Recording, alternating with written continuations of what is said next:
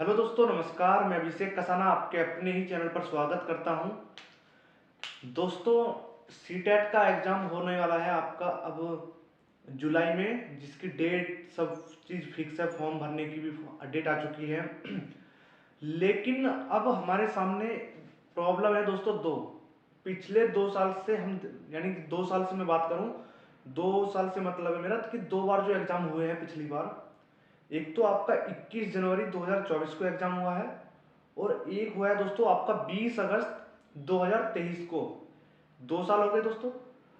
इन 2 साल में जो दो एग्जाम हुए हैं आपके सीटेट के, उनमें पेपर का लेवल जो पूछा है वो पहले से ऊपर पूछा है, हाई लेवल का पूछा है।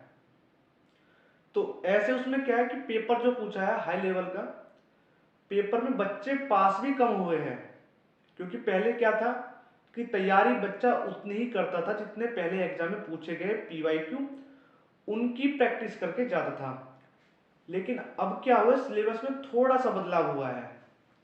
पेपर को थोड़ा उठाया है, इसलिए क्योंकि पिछले कई वर्षों से दोस्तों पेपर में जो पूछा गया है उसको रिपीट करते आ रहे थे सीबीएसई वाले, जिससे पेपर आसान हो गया।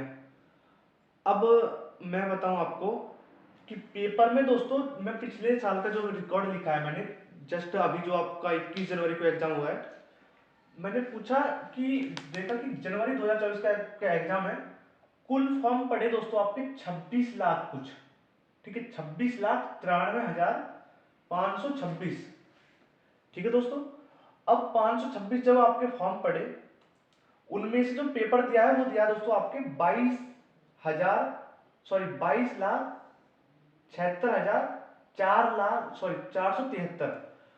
अब क्या हुआ कि 4 लाख बच्चों ने तो पेपर नहीं दिया। ठीक है दोस्तों, 4 माइनस कर दो। अब 22 लाख जो बच्चों ने पेपर दिया है, अब उनमें से दोस्तों आप 20 लाख बच्चे फेल कर रहे हो। 20 लाख दोस्तों एक छोटी संख्या नहीं है, और 20 लाख बच्चे फेल करके मात्र 2 लाख बच्चे आप पास कर रहे हो। तो इसका मतलब दोस्तों पेपर को कहीं ना कहीं उठाया गया है। ठीक है दोस्तों। अब जब मेरे टाइम का दोस्तों जो सीटेट का मैंने दिया था, उस टाइम पे लेवल थोड़ा इजी था। इस बात को दोस्तों मानना पड़ेगा आपको भी, और जो जिन्होंने एग्जाम दिया है पहले उनको भी।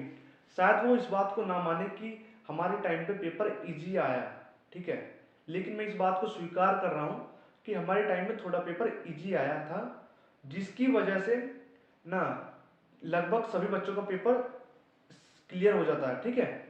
लेकिन अब क्या है, 20-20 लाख बच्चे फेल हो रहे हैं, 22 लाख बच्चे पेपर में बैठ रहे हैं, जिनमें से 2 लाख बच्चे ही मात्र पास हो रहे हैं।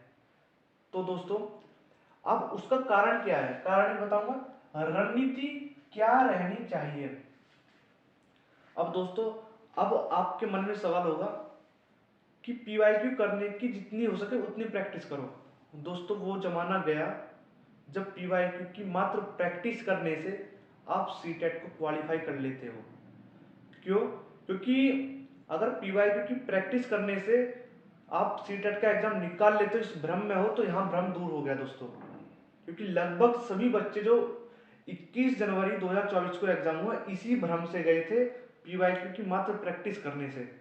किसी का नहीं हुआ। 2 लाख बच्चे दोस्तों वो है जो अपने टाइम के एक्सपीरियंस होंगे, या जिनका दोस्तों नसीब अच्छा था, ये मानकर चलो। 2 पॉइंट। अब आपके आस पड़ोस ऐसे बच्चे होंगे जो पढ़ते नहीं है, लेकिन सीटेट का क्लियर एग्जाम हो चुका है उनका।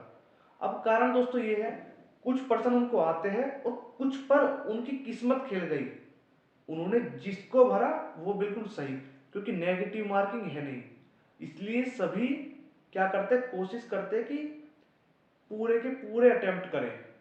समय की कोई पाबंदी नहीं है, 2.5 घंटा है, बहुत सफिशियंट दोस्तों समय होता है। अब क्या करना है आपको, मैं एक छोटी सी रणनीति आपको बता देता हूं। ठीक है।